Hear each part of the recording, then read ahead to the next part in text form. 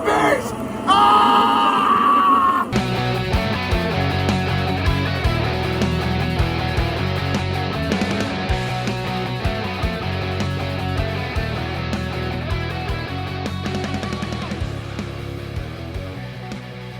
Hello and welcome to another stunning, fantabulous, amazing episode of Not the Bees.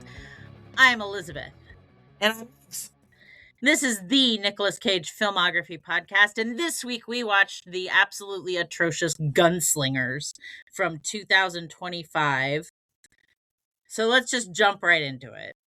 Thomas Keller, an outlaw with the largest reward in history, is on the run after killing a member of the Rockefeller family 4 years prior. He joins the town of Redemption, a town where outlaws fake their deaths and reintegrate into society under false names.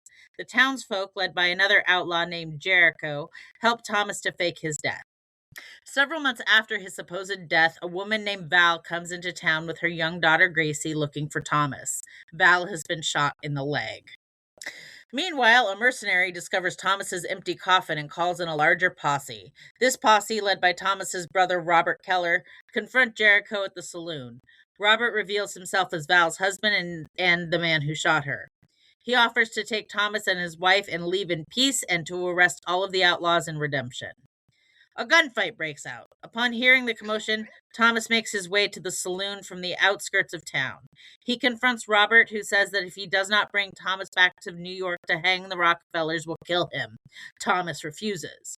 Robert's men surround the saloon. Robert gives the saloon occupants 15 minutes to stay before he attacks, promising safety to any who do.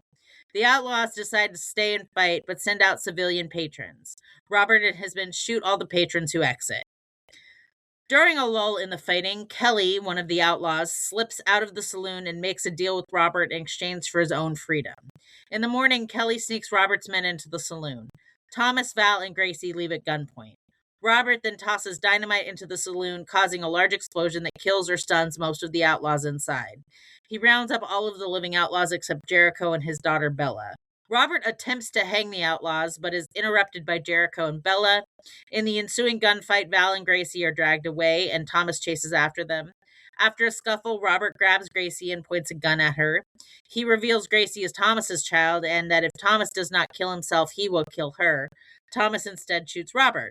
The end credit scene rolls. Then some amount of time later, two of the outlaws pay Kelly a visit at the saloon and kill him. The end. I also want to point out that Nicolas Cage's character isn't even mentioned in the write-up because he's so tangential to the things that happen that it's almost like he's not even in there. Megan, what did you think of this movie? So I'm going to disagree with you. I actually really like this movie. Really? Yeah. I am a Stephen Dorff fan. Stephen Dorff is Thomas Keller. Any movie I've ever seen of his, I've enjoyed. I don't think that this is a good movie. I'm not going to give it like that accolade. I don't think that this is at all a good movie. But I enjoyed the story. I enjoyed the action. Nicolas Cage's character was not pivotal to anything that was going on. So I don't know if he was just a name that they got. But his character was so fucking weird that I actually kind of really appreciated it because it's a version of him I don't think that we've seen before. He was throwing this voice that was very raspy and sort of like hollow. I think his character was weird. I think this whole town is kind of weird. Oh, his character was weird, all right. Oh, yeah. I thought this was jujitsu levels bad. Really? Really. I did not know what was going on for the first 20 fucking minutes of this film. Yeah, it took me a second to figure that out, too. Because I was thinking, because at the beginning, you see this montage that he goes through where he is in Kentucky and there are people that are, in the woods with him. He's clearly running from something, but he, gets stopped, in the woods by, hill people, I guess. And there's, a small little shootout, so we don't know, what's happening. And then he gets to this town and he gives up all of his guns and all of his, outside possessions and whatnot. And then we see him get baptized. And then they hang him. And Nicolas Cage's character is the town photographer. So he's got this really old time camera. He's wearing a bowler hat. He's got these sunglasses that he wears. His glasses were amazing. His glasses were hands down amazing. Fucking amazing. definitely not time period appropriate at all. They were quite clearly because they were crosses. very modern. Like the lenses were crosses. They were crosses. They had they didn't have frames. They just had earpieces. They were. I'm obsessed with them.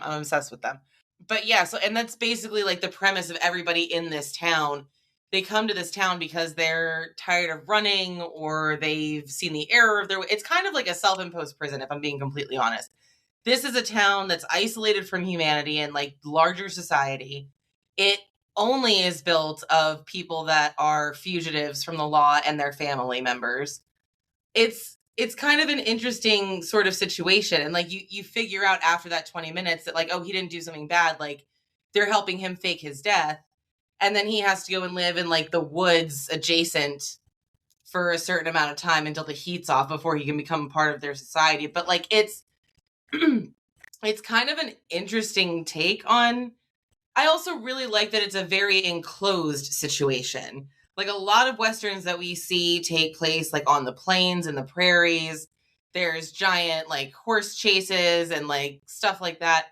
And it's a very big world, and that can be difficult to do well. But this takes place in a very localized area with a small amount of people. And like, you don't necessarily feel bad about the casualties because they're bad people, but like you do get to know them and you're like, they're trying to turn their lives around. I think it's a good story. I think the story was interesting. I also really appreciated the things that I just found were very funny. And it probably helped that I was not sober when I watched this movie, because I was not. But like, I really enjoyed the red shirt aspect of it. So there's like this posse that Robert Keller brings in is like over 100 people.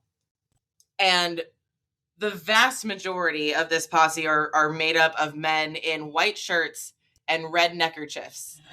And so like, immediately, like they're all going to die because they're the red shirts of this movie. So I enjoyed the level of violence. I enjoyed the level of murder that ensued. Like the whole having to give up the serenity that they've created for themselves and go down into the basement, like into the ground in the tunnel somewhere, and get all their guns up. The reluctance of however many of them were there didn't want to put their guns back on. The camaraderie of them staying and being like, no, we built this town from nothing. We're not going to abandon it. We're going to stay. If this is our day to die, it's our day to die. I honestly also think that it was really well acted. I'm so sorry that we really like disagree on this. I'm interested in what you found so horrible about it, because maybe I just didn't see it.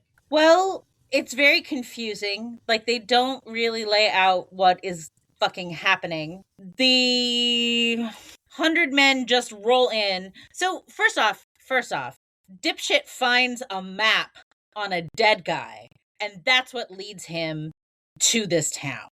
Yeah. Why did the dead guy have the map?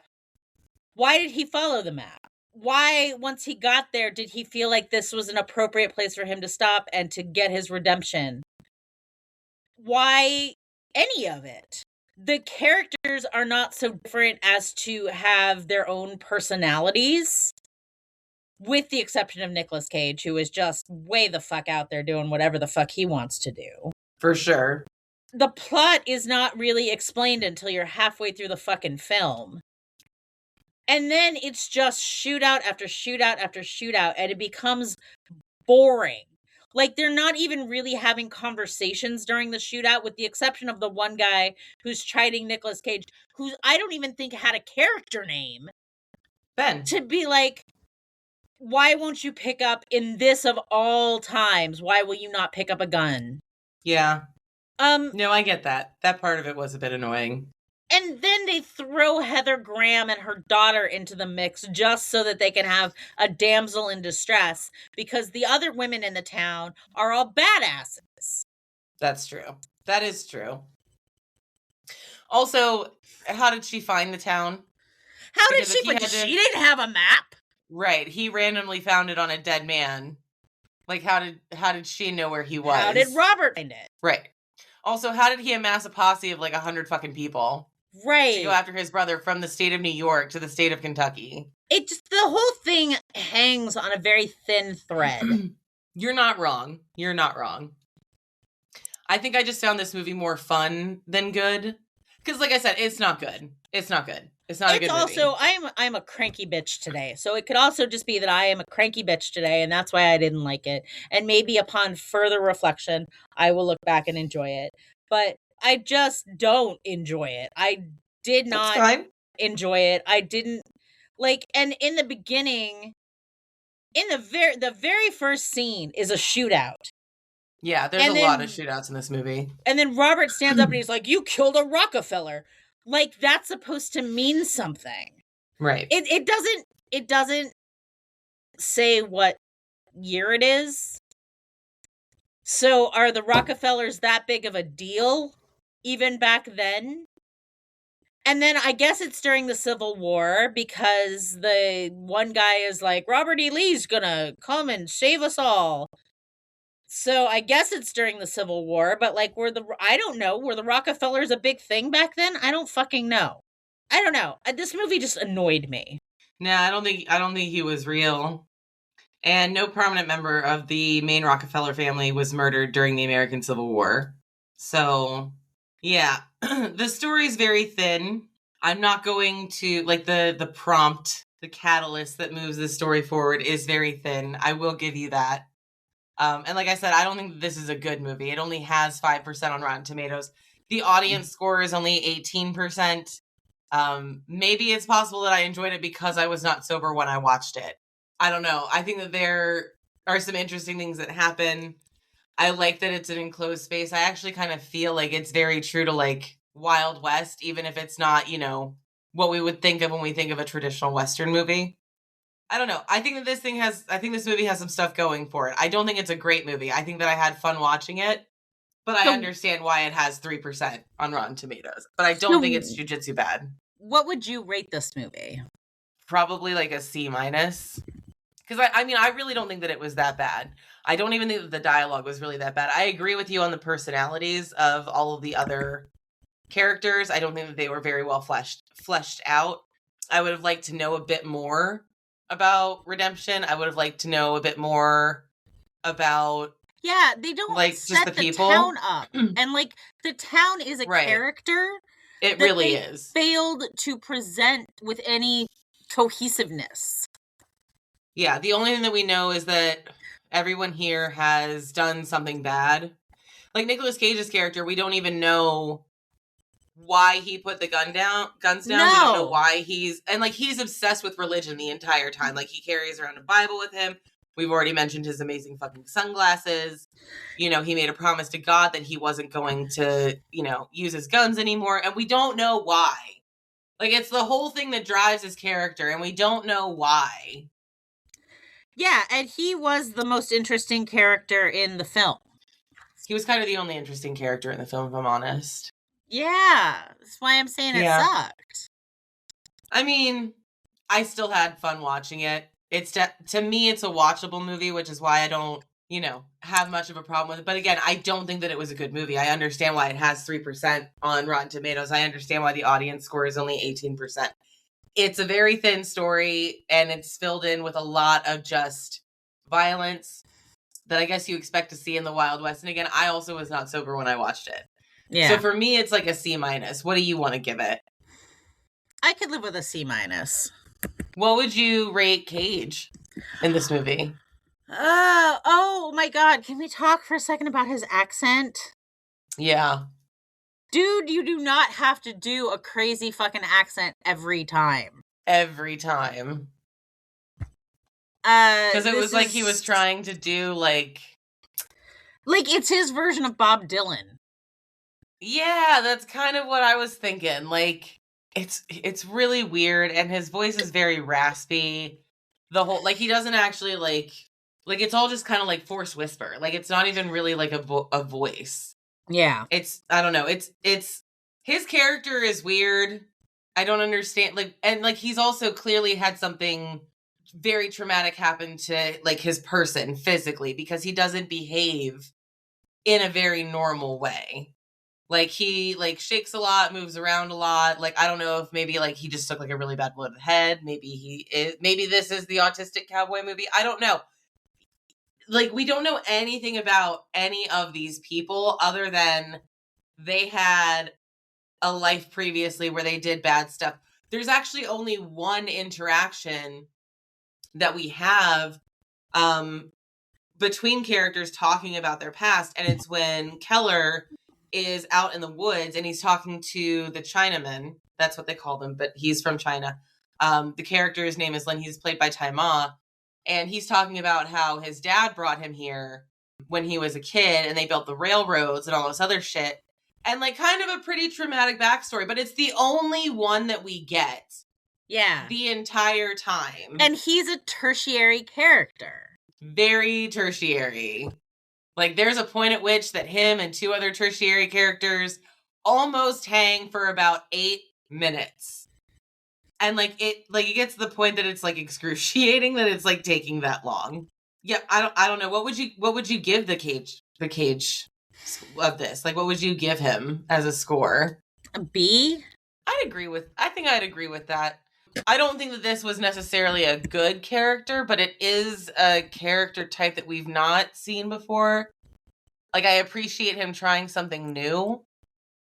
I don't think that it worked.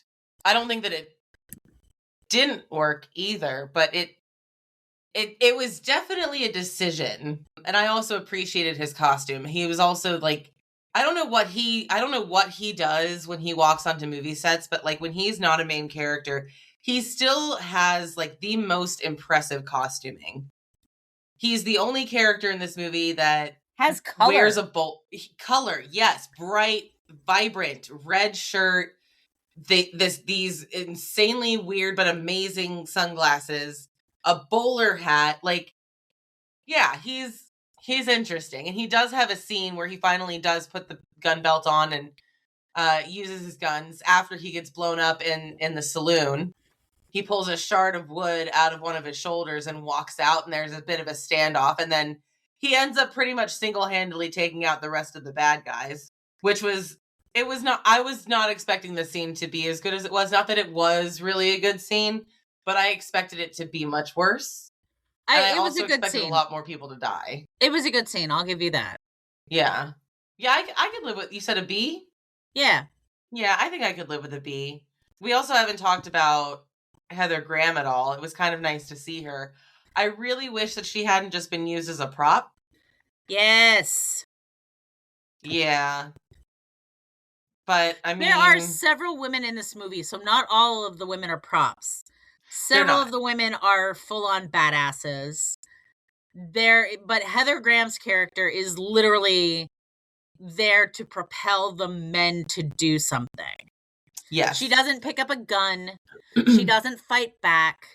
She has a child in tow. If anything, she's the reason that everyone in this town is in this mess. Right. Like, they were just... And, I mean, there's a point where, like, they have a conversation, her and Keller, and he's like, you know, like, why did you come here, blah, blah, blah. And she's like, why did you leave us in the first place? And he's like, listen, you were gonna survive. I wasn't gonna drag you into my shit. You're a smart person. Like, I left to keep you safe.